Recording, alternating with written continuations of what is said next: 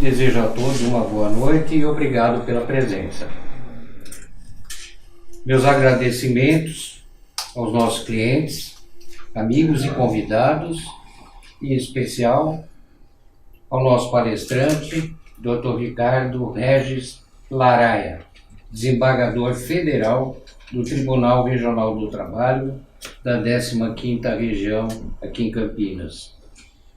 Eu vou aqui traçar um currículo breve do nosso palestrante. O desembargador Dr. Ricardo Laraia possui mestrado em Direito do Trabalho, é doutor em Direito Civil e Teoria Geral do Direito. Foi professor da PUC de São Paulo por 25 anos. É juiz federal do trabalho desde 1993, passando por Jaboticabal, Itápolis, Jaú, Taubaté, São José dos Campos, Paulínia e Campinas. Foi juiz auxiliar da Vice-Corregedoria Regional. Foi juiz auxiliar da Vice-Presidência Administrativa do Tribunal Regional do Trabalho em Campinas. Em 21 de novembro de 2014, foi nomeado desembargador por merecimento no Tribunal Regional de Campinas, na 15ª Região, onde exerce sua função. A reconhecida trajetória e vasta experiência de Vossa Excelência no direito laboral certamente trarão aos nossos convidados um marcante momento de aprendizado. Enfim, o desembargador Dr. Ricardo Laraia falará sobre os aspectos polêmicos da reforma trabalhista. Por favor, com a palavra. Obrigado, sejam bem-vindos, boa noite a todos. Quero agradecer ao Dr. Branco pelo convite. Está funcionando bem? Acho que tem que ligar o microfone. Tá ligado? Tá ligado. Talvez... Coloca um pouquinho mais perto. Vamos lá? Estão me ouvindo bem, não? Veja só, acho que agora sim. Quero agradecer então a todos a presença, agradecer ao Dr. Branco. E venho muito mais aqui como alguém para tentar falar um pouco sobre o país do que propriamente falar sobre leis. Claro que a gente vai falar um pouquinho sobre a legislação, mas a ideia é nós falarmos mais sobre a reforma em si. Que reforma é essa? O que se quis reformar? Mas, mais do que isso, entender qual o contexto das relações de trabalho no Brasil. Porque se nós não entendemos como essas relações de trabalho funcionam, por mais que nós reformemos a legislação, por mais que nós modifiquemos as regras do jogo, o jogo será basicamente o mesmo. Então, quero pedir desculpas se eventualmente eu não abordar um ou outro tema especificamente, mas já coloco, antes de mais nada, à disposição para que depois da nossa fala possamos bater um papo, né? Descontraído, com perguntas diretas, sem rodeios, e eu também, podem ter certeza, responderei na mesma proporção, direto, sem rodeios, é mais um bate-papo que uma palestra. Tudo bem assim? Muito bem. Vamos lá. Para quem é da área jurídica, sabe que o fenômeno direito é muito mais complexo do que lei, né? A lei é uma parte só do direito, mas o fenômeno jurídico ele envolve muito mais do que a legislação. Ele envolve fatos, envolve valores e envolve o que nós chamamos aqui de norma, que são basicamente as leis. Não são só leis, mas de modo geral são as leis. Isso é uma construção de um jurista brasileiro muito importante chamado Miguel Reale. O professor Miguel Reale foi professor de Direito, foi filósofo e tudo mais. Mas o que eu quero dizer com isso? Que se nós estudarmos só um desses pontos, só a norma, só o fato, só o valor, nós temos sempre uma noção incompleta daquilo que nós estamos tratando. Por isso é importante conhecer o fenômeno como um todo. E a grande questão que eu quero já trazer de início para nós é qual o valor do trabalho na sociedade brasileira? Como é que nós, aqui no Brasil, encaramos esse fato social que é trabalho? Como é que nós valoramos isso? E é importante saber porque o valor do trabalho é diferente nas sociedades.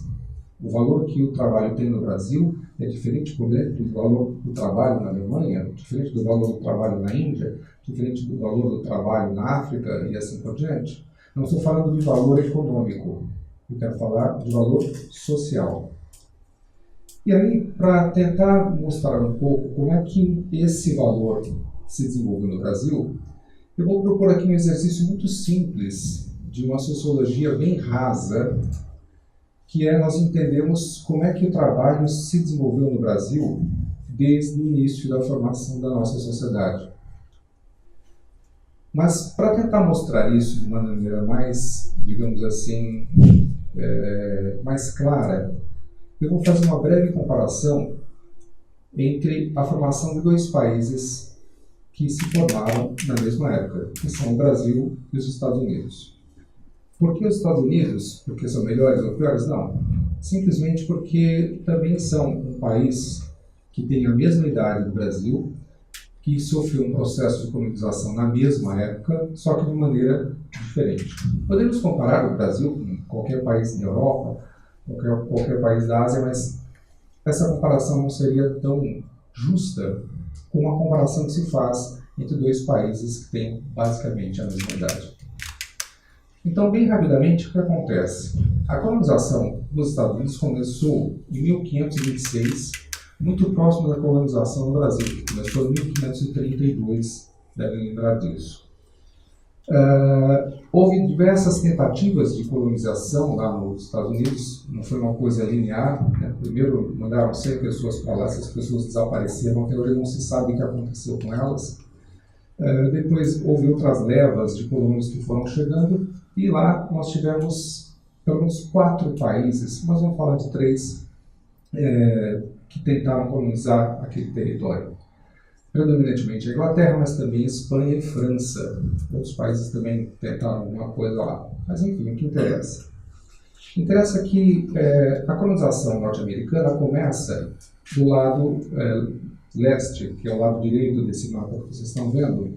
É um mapa que mostra ali as 13 colônias originais, que ficam bem na região leste, mas desde o início se foi tentando ir ao oeste e ganhando territórios. Esses territórios foram, curiosamente, sendo adquiridos de maneiras mais diversas possível. Houve processo de independência, houve processo de compra, houve processo de tudo para se conseguir esses territórios. Mas isso não interessa muito, só para dizer que não era um território único, era um território estreitinho no litoral que foi sendo conquistado. Mas o fundamental nessa história é que essas terras, esse território onde se formou esse país, que são os Estados Unidos, era uma terra sem donos, desde o início. E como se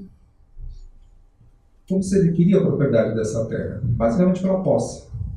O sujeito ia lá, matava uma dúzia de índios que viviam naquela região, tomava posse daquele lugar e começava a produzir ali mesmo. Agora, muito interessante. Quem produzia nessa propriedade? Em regra, o próprio colono. O sujeito que tinha ido para aquele país novo, que não era nem um país na época ainda, foi para aquele novo território, para nunca mais voltar de lá, se apoderava de um lugar e ele mesmo trabalhava aquela sua propriedade. Houve um pouco de escravidão, sim, nos séculos 17 a 19, no sul, mas basicamente o trabalho se desenvolveu como um trabalho livre. Houve também um processo de independência que aconteceu entre 1775 e 1783, mas desde a independência o regime político é um só, democracia. Tiveram uma única Constituição até hoje, em 1787, logo depois da independência, e tem a mesma Constituição até hoje. Agora, o fundamental, nessa relação que nós temos, de que a terra não tem dono, o sujeito toma a terra para si, ele mesmo trabalha na terra, ele é dono do produto do seu trabalho, com o regime democrático, desde o início, desde a independência, O que acontece em relação ao processo de criação de leis? Basicamente, quem cria a legislação é o povo para o próprio povo. Isso tem uma importância muito grande. Por quê? Porque se a lei é feita pelo povo para o povo respeita a lei. Porque a lei não é feita para mim, nem para ele, a lei é feita para todos. Se o outro desrespeita a lei, eu vou dizer para ele, pare aí, você está me desrespeitando, eu exijo o meu direito. E vice-versa. Quando eu desrespeito a lei, o outro é o primeiro a dizer, pare lá, não faça isso, o que você está fazendo é errado, é contra a lei. Isso representa, então, que nós temos um processo muito importante em que dois valores fundamentais são criados nessa sociedade. Primeiro, o valor trabalho. Por quê? Porque quanto mais o colono trabalha, mais ele fica rico. Quanto mais ele trabalha, mais ele se apropria do próprio trabalho. Portanto, o trabalho é uma coisa importante. Porque quanto mais eu trabalho, mais eu ganho. Por outro lado, também a lei é uma coisa importante. Por quê? Porque a lei é feita para mim, logo eu vou cumprir, porque ela me beneficia, e vou exigir que o outro cumpra, porque isso também beneficia a todos. E no Brasil, como é que acontecem as coisas? No Brasil, as coisas acontecem um pouco diferente. O início do processo é mais ou menos contemporâneo. Falamos lá nos Estados Unidos, na colonização, da primeira leva de colonos em 1526, e no Brasil, 6 anos depois, em 1532, nós temos a primeira leva de colonos, com Martim Afonso de Souza, que vem aqui em Santos. Mas nós tivemos um único país colonizador, e a diferença fundamental começa que a terra aqui sempre teve dono, desde o primeiro momento. Quem eram os donos da terra? Um pedaço dessa terra era do rei. Era a capitania hereditária de Sua Majestade. E o resto da terra dos amigos do rei. O que essas pessoas fizeram para ganhar essa terra? Eram amigos do rei. Bastava ser amigo do rei e ganhar a terra. Essa terra não foi conquistada, essa terra tinha dono.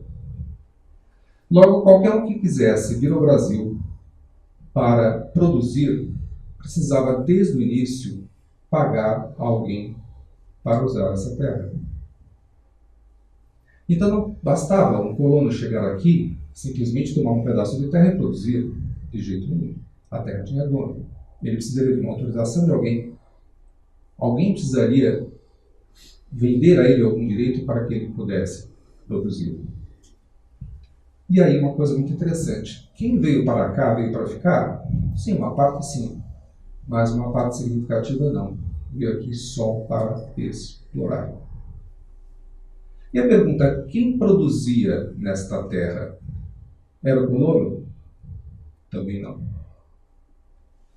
Desde o início, a produção se deu através de um processo escravocrata. No início se tentaram colonizar os indígenas, por uma série de razões isso não funcionou. E aí se começou então a trazer o povo da África. E o que é mais triste?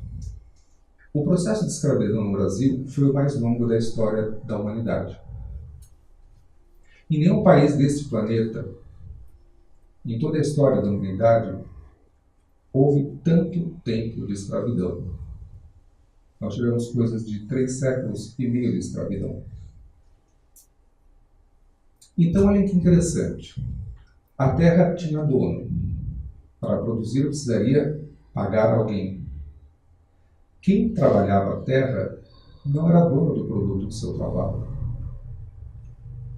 Quem trabalhava a terra não era sequer considerado ser humano. Nesta época, houve um tempo em que a igreja discutia se o trabalhador africano tinha alma. e chegou a uma brilhante conclusão, que não tinha. Não era sequer sujeito de direitos. Era o equivalente a um animal, um boi, um cavalo, uma coisa dessa natureza.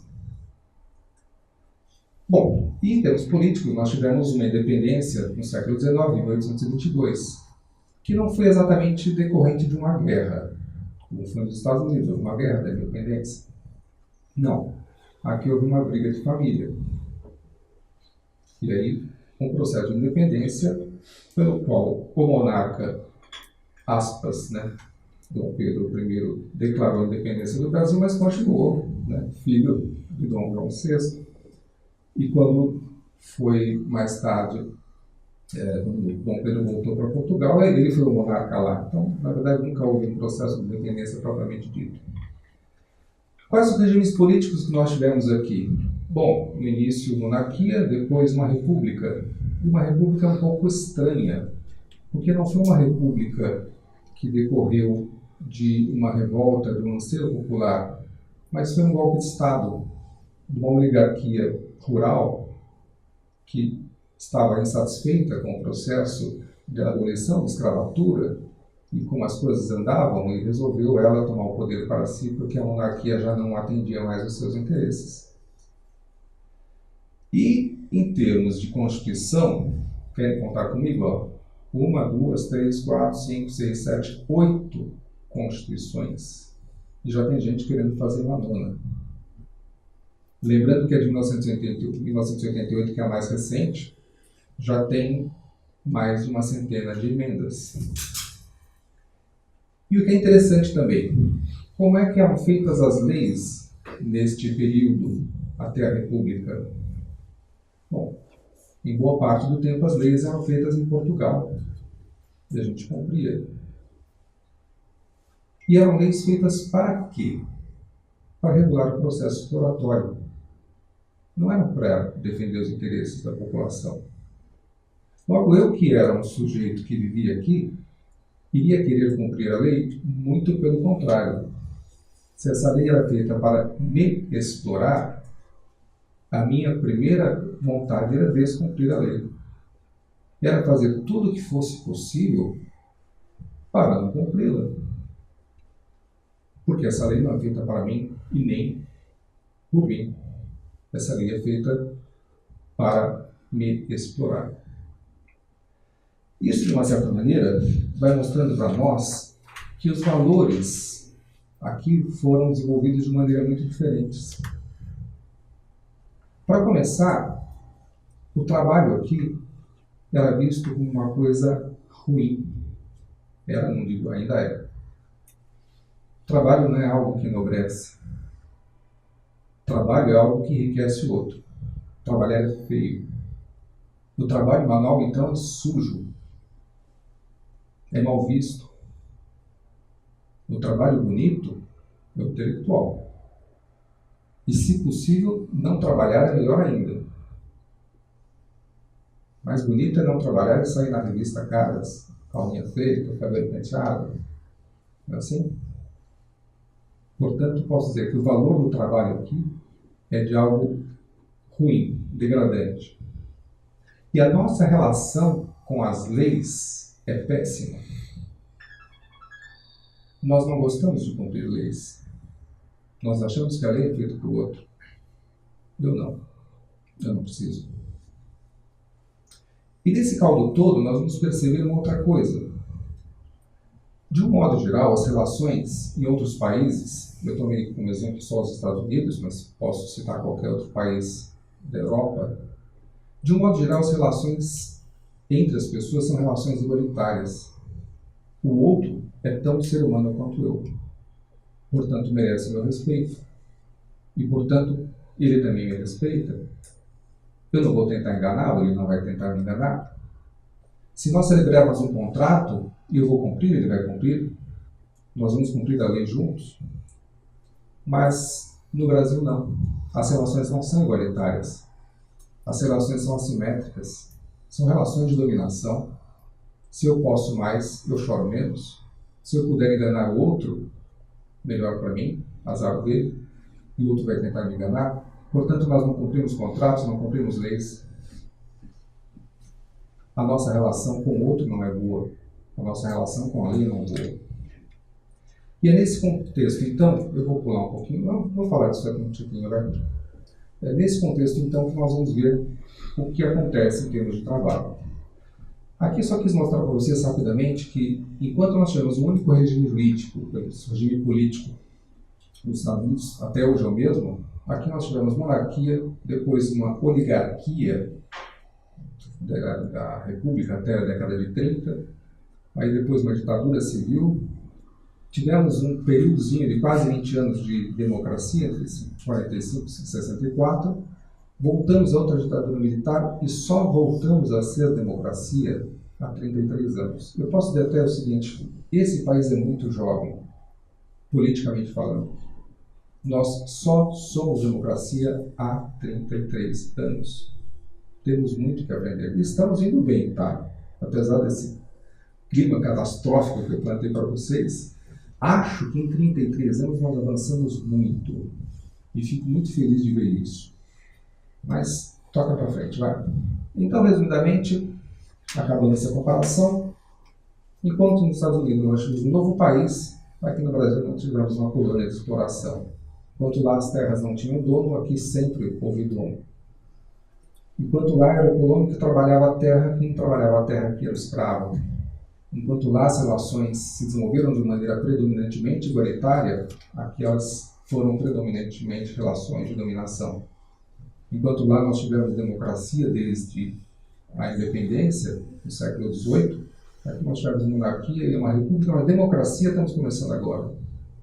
Enquanto lá as leis eram manadas do povo para o povo, as leis aqui eram manadas da nobreza ou da oligarquia para defender os seus próprios interesses. Enquanto lá se tem uma cultura de respeito à lei, aqui nós temos uma cultura de burla à lei. Enquanto lá o trabalho é um fator de riqueza, aqui é um fator de degradação. Bom, por isso então, é que é importante dizer tudo isso para nós entendermos como é que essa legislação do trabalho aconteceu, como é que ela veio surgindo e para que se quer reformar essa legislação do trabalho. E aí vamos ver então que essa legislação do trabalho ela tem uma história que eu vou tentar resumir bem resumidamente para nós avançarmos no nosso tema, que é mais ou menos assim: até a abolição da escravatura não tínhamos legislação do trabalho.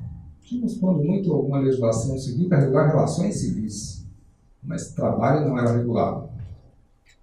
Com a abolição da escravatura em 1888, começa a vir a mão de obra europeia para o Brasil, os imigrantes italianos, espanhóis, depois os portugueses, mas principalmente espanhóis e italianos, que já vinham de uma cultura diferente e começou a haver uma certa movimentação, especialmente no eixo Rio-São Paulo. Essa mão de obra veio primeiro para trabalhar na lavoura, mas quando começou a se desenvolver a indústria no Brasil, no eixo Rio-São Paulo, essa mão de obra foi trabalhar na indústria, houve um grande movimento grevista, grandes tumultos, grandes coisas, e aí então, na década de 20, é que se começou a produzir legislação do trabalho no Brasil. A primeira lei de 1923, que regula a Caixa de Assistência e Previdência dos Ferroviários, depois foram criadas leis para eletricitários, para comerciários, assim por diante. As leis foram criadas de maneira a atender algumas categorias. Na década de 30, com Getúlio Vargas vindo ao poder, essa legislação se intensifica, até que em 1943 se faz a consolidação dessa legislação. Se junta a legislação, se cria a consolidação das leis do trabalho. Agora, essa legislação foi criada como? Né? Para quê? Basicamente, foi criada para a indústria e para o comércio, porque eram justamente os movimentos mais, digamos, intensos em termos de movimento sindical no Brasil. E a ideia foi justamente dar, né, a legislação do trabalho para que essas pessoas pudessem, então, digamos, ficar mais tranquilas para acabar com essa possibilidade de um confronto político. Vamos lembrar que Getúlio Vargas era um ditador e ele queria mais era se manter no poder. Então, para se manter no poder, é preciso deixar que a sociedade esteja mais ou menos calma. Muito importante dizer, e eu vou tentar resumir ainda um pouco mais, que Essa legislação do trabalho que foi produzida na década de 30, ela produziu também um outro efeito muito interessante. Ela praticamente aniquilou o movimento sindical. Por quê? Porque o sindicato fazia barulho. O sindicato era um agente político que poderia desestabilizar o Estado. E como é que se aniquilou o movimento sindical? De uma maneira muito engenhosa, criando alguns mecanismos que só vieram a ser desmontados na Constituição de 88. E o último foi desmontado agora nessa reforma trabalhista. Quais mecanismos? Primeiro, o sindicato só poderia existir com autorização do Estado. Se o Estado não autorizasse, o sindicato seria ilegal. Segundo, só poderia existir um único sindicato por categoria, para não haver concorrência entre os sindicatos. Terceiro, o sindicato não precisaria de fazer força para arrecadar dinheiro. O dinheiro viria espontaneamente por meio da lei. E aí depois tem outras coisas. Mas basicamente isso fez com que os sindicatos se tornassem inertes. Porque não precisaria de concorrência, não precisaria fazer barulho, não precisaria de nada. O dinheiro está garantido e eu me mantenho no poder sindical. Tem excelentes sindicatos? Tem. Não tenho dúvida nenhuma. Mas posso dizer com toda tranquilidade que a maioria dos sindicatos no Brasil não tem representatividade, não tem força política nenhuma. Tanto que nós temos coisa entre 15 e 20 mil sindicatos no Brasil e o resultado disso é pífio. Em outros países não passa de algumas centenas de sindicatos no país inteiro. Mas tudo isso para dizer o quê? É nesse contexto que nós vamos encontrar a reforma trabalhista. É dentro desse caldo de cultura que se veio aí no ano passado com essa ideia de que é preciso reformar a legislação do trabalho. Aí a pergunta que eu faço, por que reformar? E o que reformar? Quais as possibilidades? Quais os custos e benefícios? Quais as melhores alternativas? É assim que a gente faz quando vai reformar alguma coisa? Vamos reformar alguma coisa em casa, né? Vou mudar lá. Tá, mas por que eu vou mudar? Como eu vou fazer isso? Essas são as perguntas que se fazem novamente.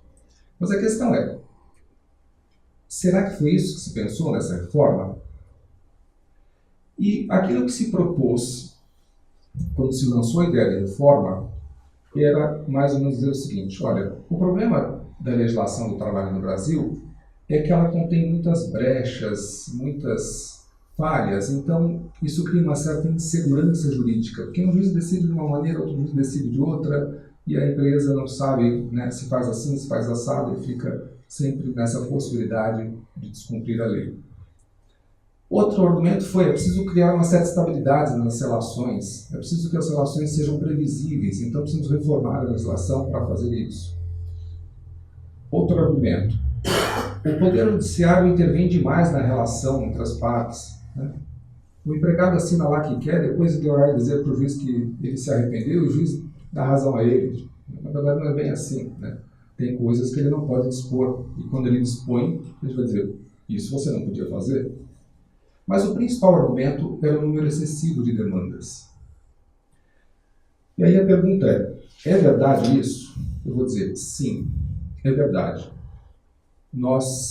Isso aqui são falas do ministro do Trabalho na época, o ministro Ronaldo Nogueira, que era do Partido Trabalhista Brasileiro, sobre essas questões. Eu vou passar um pouco essas falas, senão vai ficar muito chato. Mas a verdade é, temos um alto número de ações trabalhistas? Temos, mas não só trabalhistas. Esses são os números do Conselho Nacional de Justiça de 2015 que foram usados como fundamento para a propositura da reforma. Os números do ano seguinte, que são os anos de 2016,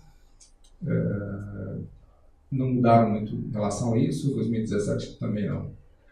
Mas o que significa? Em 2015 foram iniciadas 4 milhões de novas ações trabalhistas no Brasil e foram julgadas 4 milhões e 200 mil ações. E ainda havia outras 5 milhões de ações para julgar. Isso representava, na época, coisa de 15% do total de ações no Brasil. Não mudou muito, piorou um pouquinho mais. Esse número total, que era de 27 milhões em 2015, foi para 29 milhões em 2016 e nós estamos quase fechando 2017, deve virar uns 30 milhões de ações. Eu proporia, Vamos parar nesse ponto e pensar. Eu estou falando de 30 milhões de novas ações por ano. Novas. População do Brasil hoje, cerca de 220 milhões de habitantes. É razoável pensar que com uma população de 200 e poucos milhões de habitantes, todos os anos tenhamos 30 milhões de novas ações em geral no Brasil? O problema é a legislação do trabalho?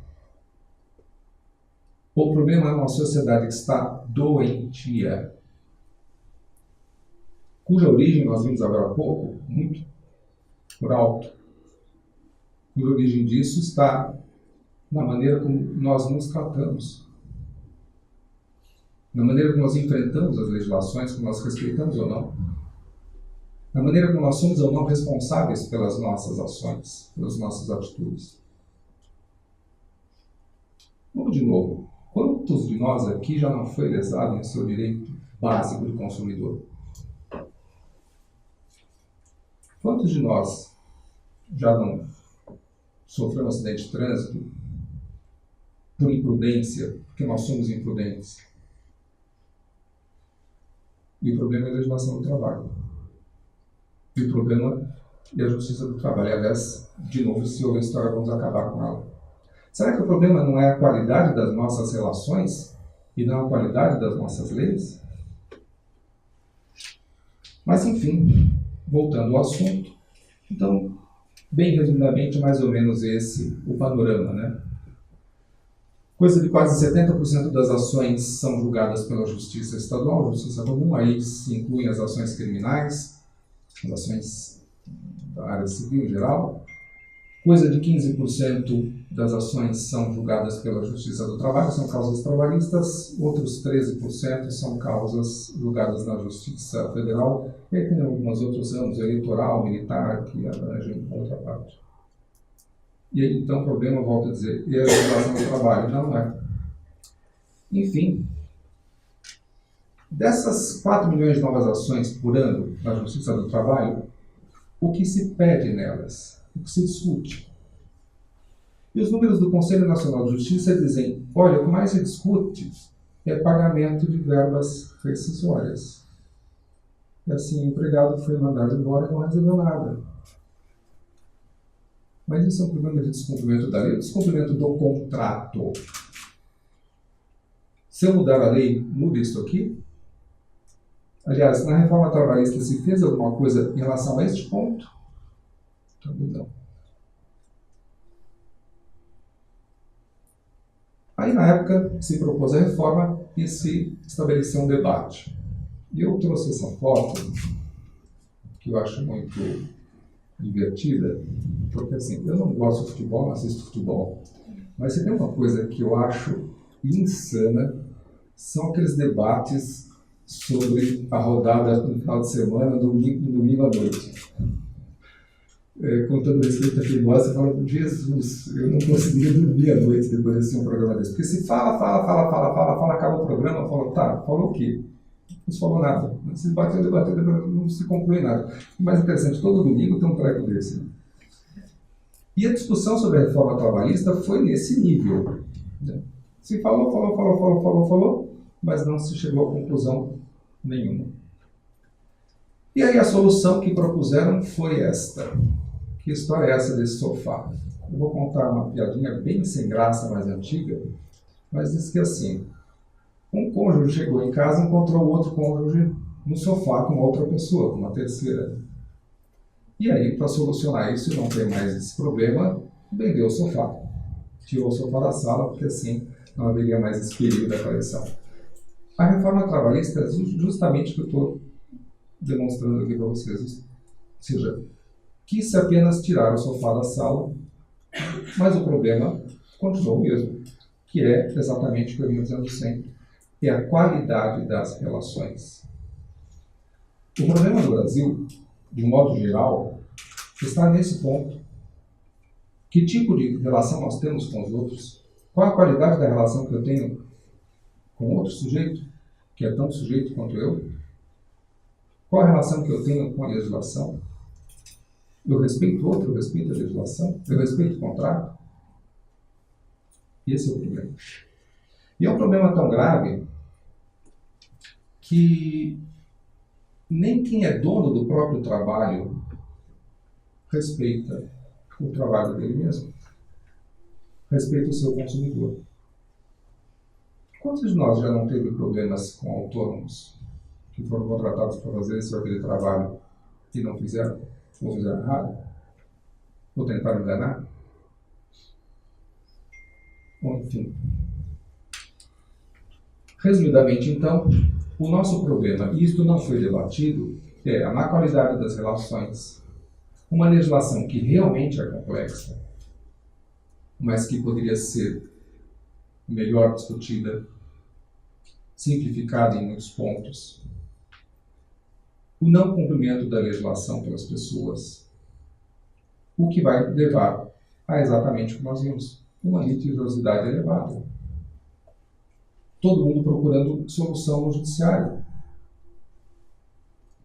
E com uma situação meio esquizofrênica, porque nós queremos um judiciário rápido, mas não damos condições para isso. Queremos uma decisão justa e rápida, mas qual a possibilidade do judiciário dar essa resposta? Vou dar um exemplo que eu dei agora há pouco do Dr. Branco. Onde eu trabalho, eu recebo hoje entre 12 e 15 novos casos por dia. Se eu trabalhar 8 horas por dia, eu vou ter coisa de uns 40, 30 minutos para resolver cada caso. Para ler o processo inteiro, entender o que aconteceu e tentar proferir uma decisão justa. Vocês acham possível isso? Quando vocês vão ao médico, que os examinam em 15 minutos e prescreve uma receita, vocês estão seguros de que ele examinou vocês? Que realmente o remédio que vocês vão tomar vai ser adequado para vocês sempre? É assim que está o judiciário hoje. É assim que eu tenho de resolver as ações. Como se fosse, infelizmente, a saúde pública, que também está nessa situação caótica. Como está caótico o serviço público, de um modo geral?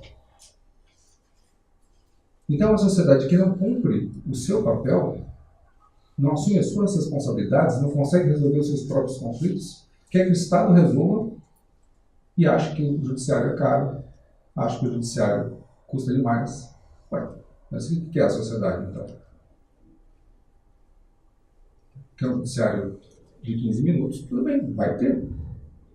Vai resolver os seus problemas? Não vai. Mas, enfim, o que se propôs em termos de reforma trabalhista, já entrando na reforma? Se propôs algumas coisas, mas principalmente esses 4 pontos. Primeiro, a prevalência da negociação coletiva. Uma ideia de que, se os sindicatos negociarem, o que foi negociado pelo sindicato vale mais do que está na lei.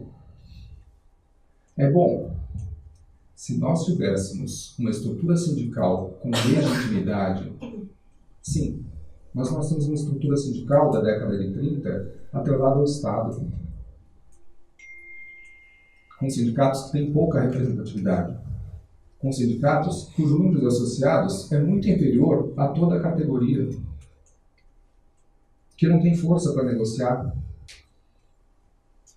Será que isso é bom? Outro ponto, maior autonomia individual, ou seja, significa a maior capacidade de um empregado dizer, eu aceito, assino e eu não posso voltar atrás. Isso é bom? Eu acho que sim, mas eu pergunto, e o nosso povo está pronto para isso? Porque aqui nesse momento entre nós, tenho certeza, cada um de nós aqui é capaz de saber se aceita, se não aceita, e mais, assumir isso. Mas uma grande parte da nossa população tem tão pouco conhecimento das coisas, mal sabe ler e compreender o que lê, mal sabe escrever e principalmente ganha tão pouco e se sente tão desautorizada que qualquer coisa que você der para essa pessoa assinar, ela não vai ter capacidade psicológica de dizer, eu não assino isso. Porque, sabe, se ela não assina, ela está na rua e ela não vai conseguir comer. Então, será que nós temos hoje instrumentos para dar essa autonomia para pessoas que não têm? Outro ponto é a dificuldade de acesso ao judiciário. É a história do sofá. Já que nós temos muitas ações trabalhistas, vamos fazer o seguinte, vamos dificultar a pessoa que teve seu direito lesado de entrar com uma ação, que assim diminui. Funciona? Funciona. Claro que funciona. Se eu começar a cobrar o acesso ao judiciário, ninguém mais vai buscar o judiciário. Aí, em vez de ter 15 processos por dia, eu vou ter 5. Vou conseguir, olhar com atenção, vou conseguir examinar. Mas aí eu pergunto, quem vai ser o meu cliente na justiça? O rico, e não o pobre. Como foi até 88. A Constituição de 88 que abriu as portas do judiciário para a população. Graças a Deus. Porque até então era só o rico que podia ter acesso à justiça. E o que se propôs nessa reforma? Vamos voltar ao que era antes. Vamos dificultar o acesso do pobre à justiça. É bom? Eu não acho. E uma outra proposta foi a redução da intervenção judicial, ou seja, reduzir a possibilidade do juiz decidir. Ou seja, vamos fazer com que o juiz seja impedido de decidir. Vamos fazer com que o juiz tenha de obedecer cegamente, sem questionar. É bom isso? É péssimo. Para qualquer cidadão. Porque nós passamos a uma ditadura legislativa. O que nunca foi bom em lugar nenhum do mundo. Nenhuma ditadura é boa. Mas a lei é boa. Vamos parar um pouco e pensar qual é a qualidade dos nossos legisladores hoje. E vamos nos submeter a isso? Então, esses são os pontos principais da reforma. E aí, já falando dos pontos específicos, o que a reforma trouxe? Dá para nós acreditarmos? Podemos confiar naquilo que o legislador nos trouxe pela reforma? Nós temos alguns precedentes que mostram que nem sempre isto é bom. Em 1994, foi criada uma regra, que é este parágrafo único do artigo 442 da CLT, que dizia basicamente o seguinte: olha, se o sujeito for associado de uma cooperativa, ele não é empregado. Isso já era dito numa lei de 1971, que era a antiga lei de cooperativas. Já estava dito lá. Aí se enfiou isso na CLT. Qual foi o resultado prático disso? Uma quantidade significativa de empresas, essas empresas começaram a criar cooperativas de trabalho para dizer que os trabalhadores não eram mais empregados. E tinha cooperativas assim, absurdas. Por exemplo, cooperativa de catador de laranja, colhedor de laranja. Cooperativa de cortador de cana. E assim vai. Como é que um sujeito desses pode ser considerado autônomo? Um médico associado da Unimed é um cooperado. Mas um sujeito que corta cana, empregado sempre vai ser. Não tem como ele ser autônomo. E tivemos milhares de ações por causa disso. Todas as ações foram acolhidas. De tanto malhar em ferro frio, as empresas começaram a ser condenadas, pararam. Hoje praticamente não temos mais cooperativas de trabalho falsas.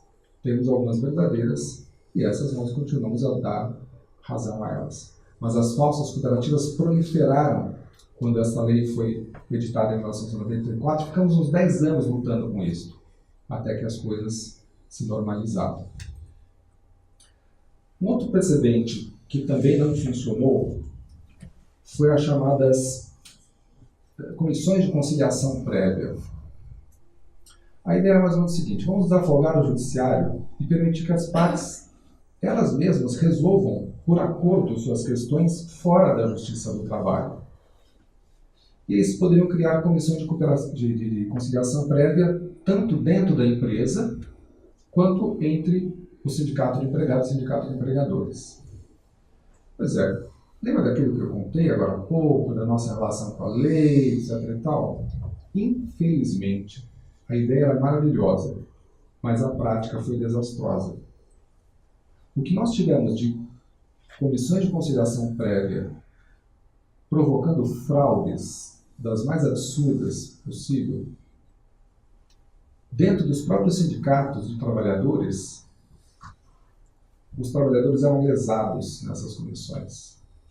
Lesados como, por exemplo, o empregador dispensava, falava, olha, vai lá no sindicato. E lá pagava qualquer valor miserável para aquela pessoa, ele assinava um termo e nunca mais poderia reclamar nada. Tivemos lesões horrorosas. Lutamos mais uns 10 anos com isso, felizmente a coisa reverteu. Temos comissões boas até hoje? Temos, pouquíssimas, mas temos sim. Comissões de verdade temos. Mas até lá, o que nós tivemos de arapucas, de falcatruas e de ações resultantes disso, foi um desastre. Tá claro, é muito catastrófico, né? Mas, vamos lá. Então, voltando ao ponto, aqui nós já estamos em alguns pontos específicos da reforma, né? Uma primeira medida foi mesmo a limitação da jurisdição. Aqui nesses dispositivos que estão coloridos, não vou falar muito mal melhor porque eu sou daltônico, não posso errar, tá? Mas que estão destacados, o que nós vamos encontrar é uma tentativa do legislador para dizer assim, o juiz não pode discutir o conteúdo de uma negociação entre os sindicatos. Se o sindicato negociar, o juiz não pode dizer se essa negociação foi boa, se foi ruim, se ela é legal, se ela é contrária à lei, etc. e tal. Está negociado, a justiça não pode interferir nisso. E criou uma história aí de princípio da intervenção mínima na autonomia da vontade coletiva. Essa é uma história engraçadíssima. Princípio da intervenção mínima na autonomia da vontade coletiva significa, em outras palavras, o seguinte: o judiciário não pode dar palpite no que os sindicatos negociam. Ah, bacana. Agora pergunto, existe uma regra na Constituição Federal do Brasil, que é a lei mais importante, que prevalece sobre todas as outras, que diz assim: nenhuma lesão de direito pode ser excluída do exame do Poder Judiciário. Ora, e se os sindicatos negociarem uma coisa ilegal? Por esta norma que está aqui, eu não posso dizer nada, mas pela Constituição eu posso. E a resposta: isto aqui não tem fundamento nenhum, embora esteja na lei. Porque esta regra que está no artigo 8º é francamente contrária à Constituição. E saiu do Congresso Nacional. Algumas dessas regras estão sendo questionadas no Supremo Tribunal Federal, que ainda não se pronunciou. Algumas acredito que o Supremo vai declarar inconstitucionais, outras não. Essa é uma das que eu aposto que muito provavelmente será assim considerada. Tudo bem? Vou tentar ir mais rápido. Um outro ponto muito triste dessa reforma foi a limitação das reparações por dano moral. Vou dizer o seguinte: a legislação brasileira não estabelece parâmetros muito claros para que o judiciário arbitre um valor de reparação por dano moral. Existe uma certa flexibilidade, digamos assim. A gente chama de arbitrariedade, não é bem arbitrariedade, mas discricionalidade. O juiz é que vai examinar o caso e vai dizer: olha, dou esse valor, dou aquele valor. Não tem preço, digamos assim. E é uma dificuldade enorme porque, primeiro, o dano moral tem preço. Melhor dizendo, a moral tem preço. O sentimento das pessoas tem preço. Vou dar um exemplo de hoje. Um caso concreto. O sujeito estava trabalhando numa máquina insegura e não tinha dispositivos de segurança, etc. e tal. E ele foi mexer na máquina e ficou sem o dedo. O dedo indicador da mão. Quanto vale o dedo dessa pessoa? Se fosse o meu, vale do outro. Esse é um exemplo. Dou um outro exemplo de hoje à tarde. A pessoa trabalha como agente, na verdade, enfermeira na Fundação Casa. Posso falar para uma empresa pública, não tem problema. Na verdade, é uma fundação pública. Enfrentou 2 rebeliões de internos, foi agredida fisicamente e moralmente. E tem um estado depressivo grave e praticamente incurável. Quanto vale esse resto de vida dessa pessoa? E o que ele julgou que se fazia aqui, na reforma trabalhista, vai dizer: o preço está fixado, o juiz não pode dar mais do que isso. Fixou com base no quê? No salário da pessoa. Agora vejam que interessante. Vamos supor, só por hipótese, que no caso desse trabalhador que perdeu o dedo, o salário dele fosse de R$ 1.500. Não era muito diferente disso, tá? E no caso dessa trabalhadora que se tornou inválida pelo trauma que ela sofreu, o salário dela fosse de R$ 10.000. A dor dela vale mais que a dele por causa do salário? Faz sentido isso? Se eu ganho bem, minha dor é maior. Se eu ganho mal, minha dor é menor? Interessante, né? E há uma arguição também de inconstitucionalidade, porque isso, em tese, viola o princípio de igualdade. Eu tenho que tratar igualmente os iguais e desigualmente os desiguais. Mas eu não posso igualar as pessoas ou desigualar pela sua remuneração. Porque a dor das pessoas depende disso. Então, esse é um outro ponto que nós entendemos que deva ser questionado. E, em princípio, acredito que o Judiciário não vai acolher essa limitação que foi colocada aqui. Aqui é um acidente, eu vou poupá-los disso aqui. Eu ia mostrar um acidente, mas deixa para depois. Já foi tão catastrófico, vocês vão ouvir à noite. Bom, outro ponto incrivelmente falho desta reforma é a história do autônomo.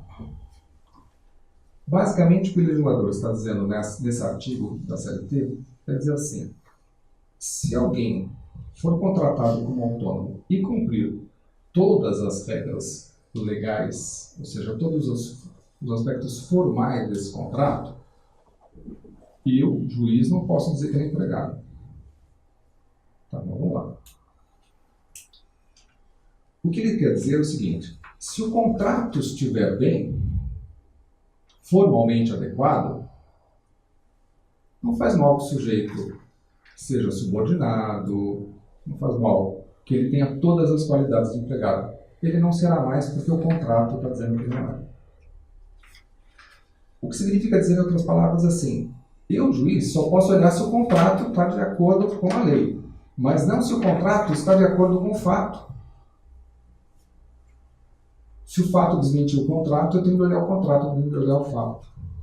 O que é outro absurdo, que vai também contra o mesmo dispositivo da Constituição, de que diz: nenhuma lesão de direito pode ser excluída do exame do Poder Judiciário. É claro que se o contrato estiver de acordo, mas o fato não corresponder ao contrato, eu vou julgar pelo fato, não pelo contrato. E, aliás, não é de hoje, isso se faz há séculos, não só no direito do trabalho, mas no direito civil.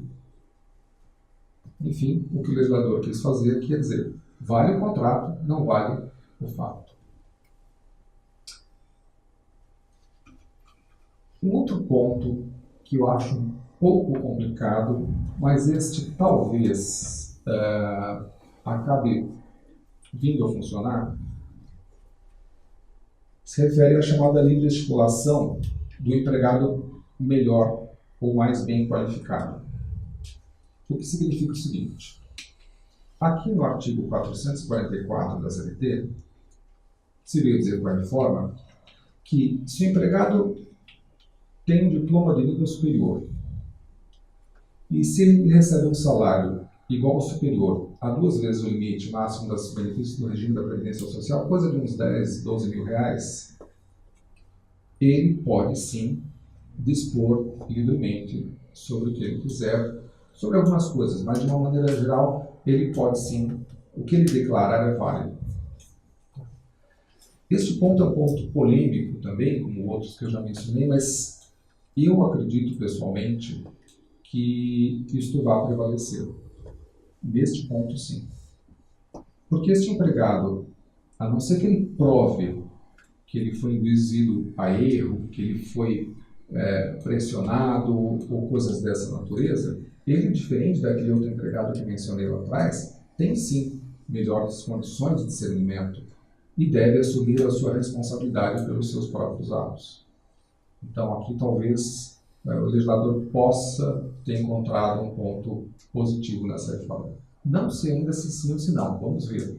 Porque já disse, as comissões de conciliação prévia eram uma ideia genial, muito boa, mas a prática, por causa da nossa cultura, acabou desvirtuando o Instituto.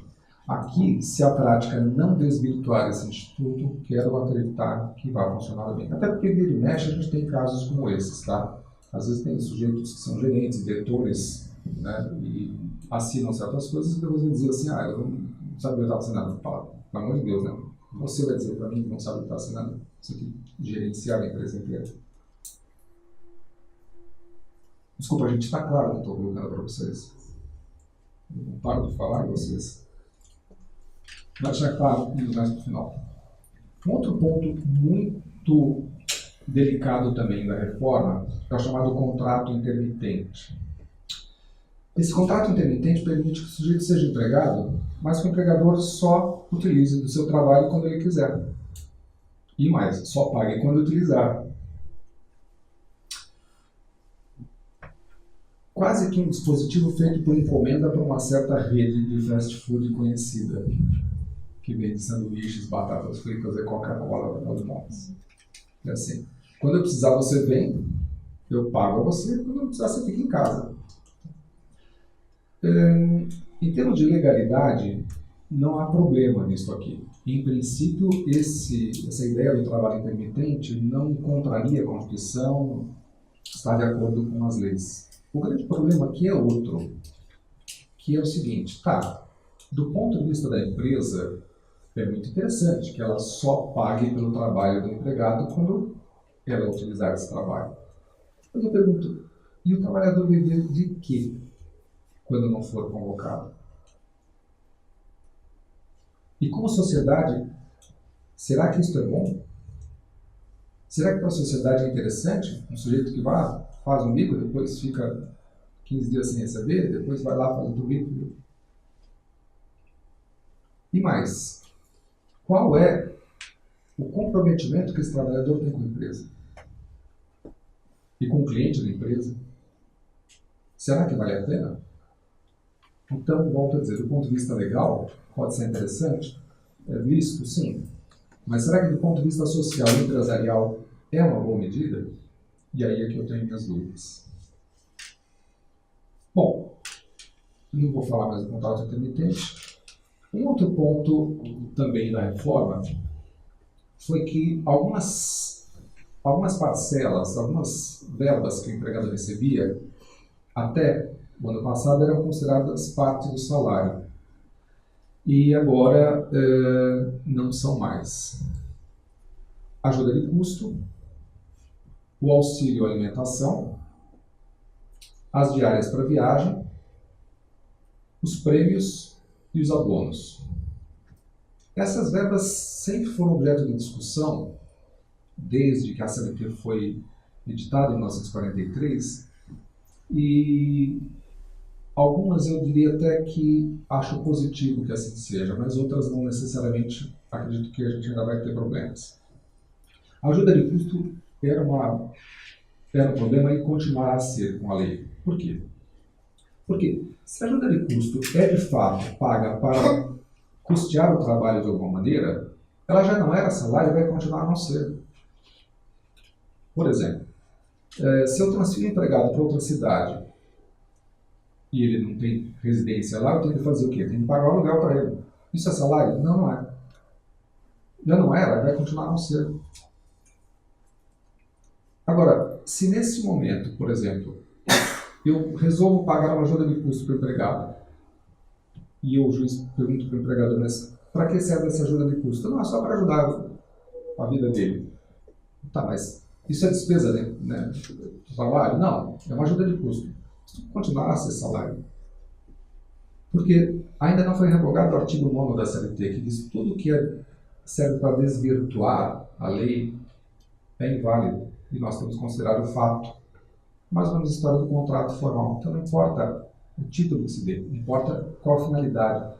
Volto a dizer, então, se a ajuda de custo é paga para custear uma despesa do trabalho, ela nunca será salário. Mas se não for, ela será.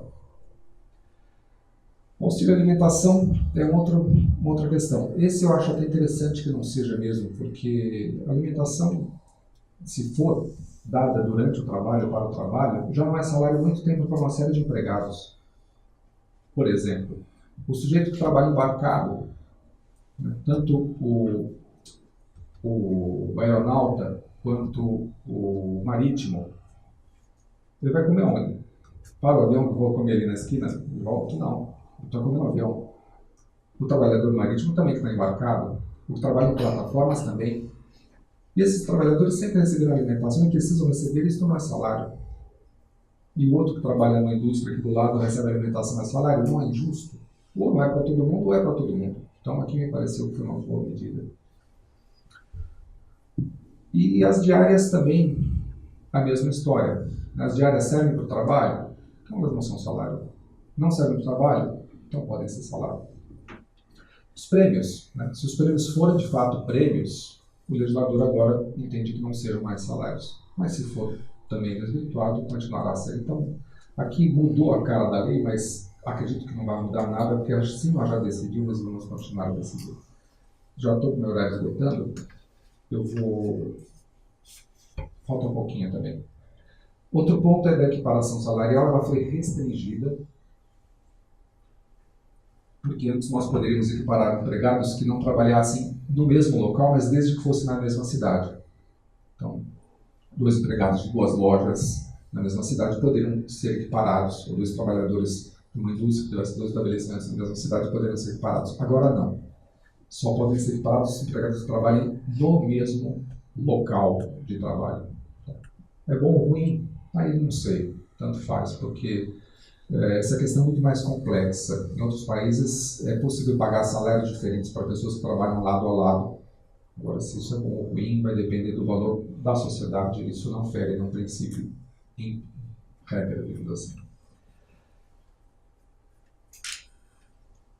Outro ponto interessante, e esse aqui eu achei que foi até positivo, é a possibilidade de extinção do contrato por acordo. O que acontece? Antes, nós tínhamos algumas possibilidades de terminação do contrato, mas as principais eram: o empregado era dispensado ou ele se demitia, que eles chamam de pedido de demissão. Vou me permitir só um parênteses. Pedir demissão é uma expressão tão inadequada, mas está na lei, inclusive. Por que é inadequada? Eu preciso pedir demissão se o outro pode concordar ou não. Não é assim? Quando eu peço, o outro pode dizer sim ou não. E o empregador tem de concordar com o empregado se ele quer ir embora? Não. E por que essa expressão pedir demissão? Um resquício da nossa fase escravocrata. Me dá minha liberdade. É isso. Que absurdo, né? Mas enfim, está aí até hoje. Mas voltando ao assunto. Ou o empregador dispensava o empregado se demitia. Tá? Só que quando o empregado se demitia, não recebia os 40% da FGTS, não tinha acesso ao seguro-desemprego, etc. E tal. Então o que eles faziam? Faziam um acordo brasileiro. O empregado falava para o empregador: você finge que me manda embora? E o empregador fazia isso e falava ao empregado: mas você me devolve os 40% da FGTS? Agora não. O legislador permite que as pessoas, empregado e empregador, decidam: olha, tá bom, eu não quero mais você também não, então vamos fazer um acordo para pôr fim ao contrato. O que muda é que o aviso prévio vai ser pago por metade, os 40% do FGTS vão virar 20% e o resto o empregado tem direito. Então eu achei interessante porque acaba com esse acordo brasileiro, que era uma safadeza. Gente, estou quase terminando, que eu estou preocupado que vocês estão cansados. Outro ponto também, quase no finalzinho, é em relação à arbitragem. A arbitragem é mais ou menos o seguinte: as pessoas podem, numa relação comum, dizer assim, em vez de nós levarmos esse processo ao judiciário, vamos eleger uma pessoa comum que conheça esse assunto para que ela decida. Então, uma solução de conflitos fora do judiciário, portanto, uma solução extrajudicial.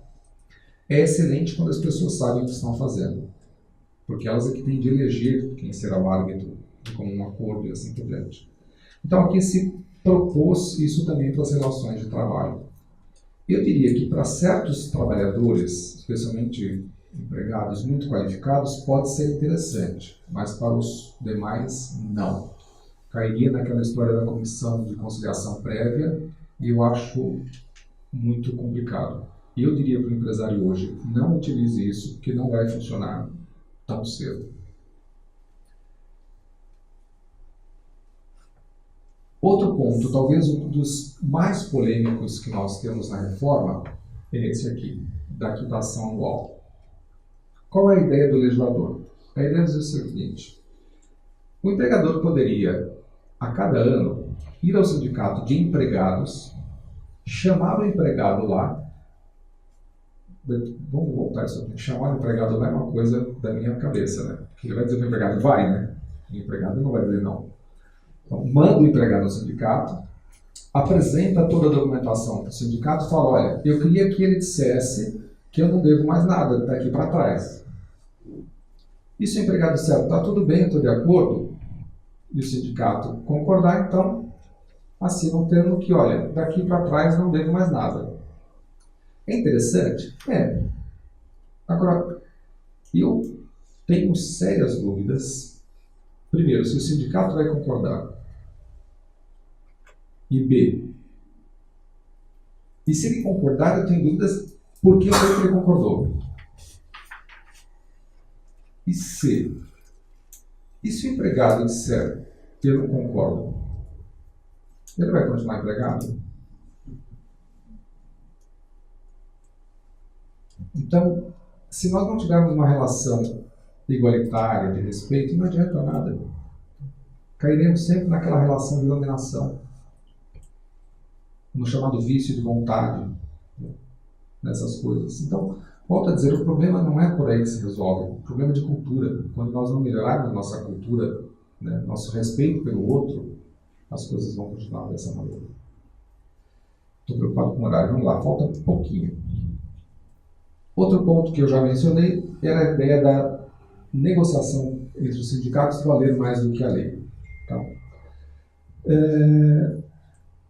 Eu acho que aqui talvez nós não consigamos escapar muito desse ponto. Acredito que, embora eu não concorde com isso em muitas coisas, o legislador foi bastante inteligente. Ele disse que sobre algumas questões específicas, que são essas que nós estamos colocando aqui, o que os sindicatos negociarem é válido, a não ser que fira alguma lei mais específica. Então, um exemplo, grau de insalubridade. Nós temos 3 graus de insalubridade, mínima, máxima e média. Então, os sindicatos podem, com o empregador, negociar, olha, aqui a insalubridade será média.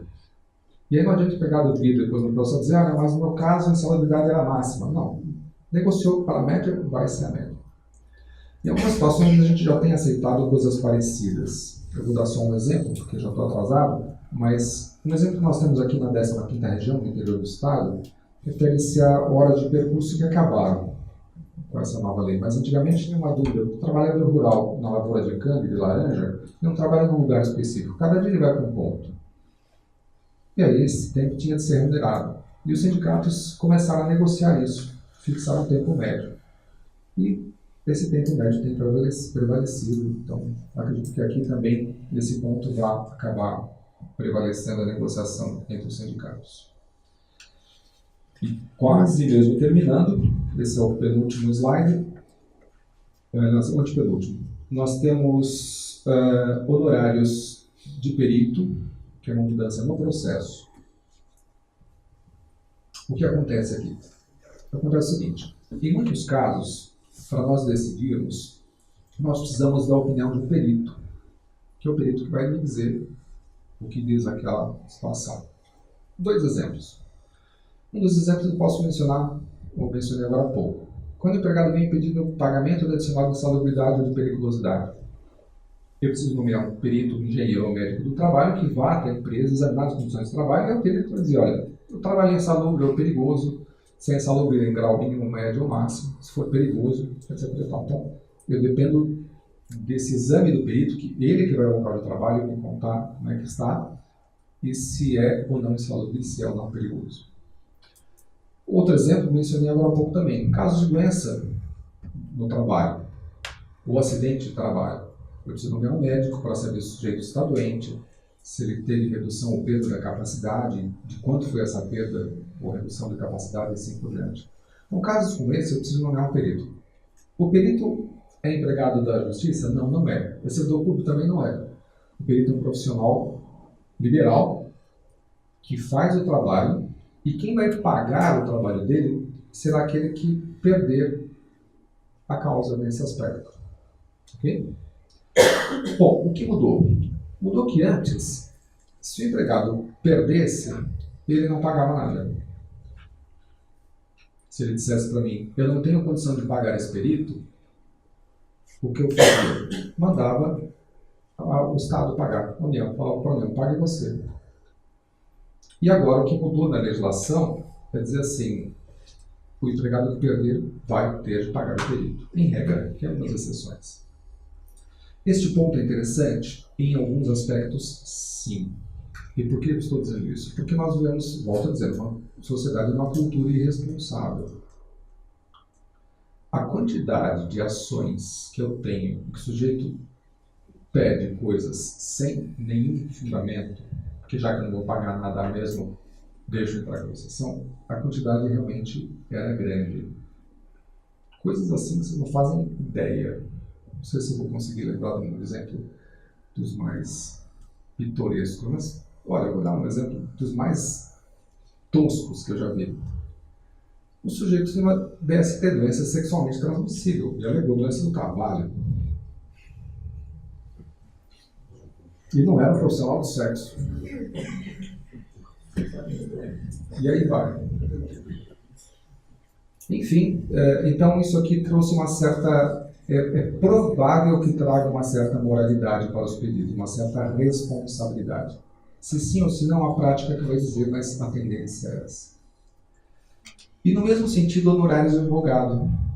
Porque até então, se o empregado iniciasse uma ação e não fosse vencedor, também não precisava pagar nem os honorários do advogado dele, muito menos da outra parte.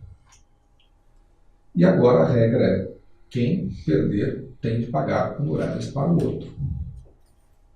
Significa então que se o advogado, se o empregado vencer a ação, a empresa vai ter de pagar não só o que ele pediu, mas o honorário do advogado do empregado.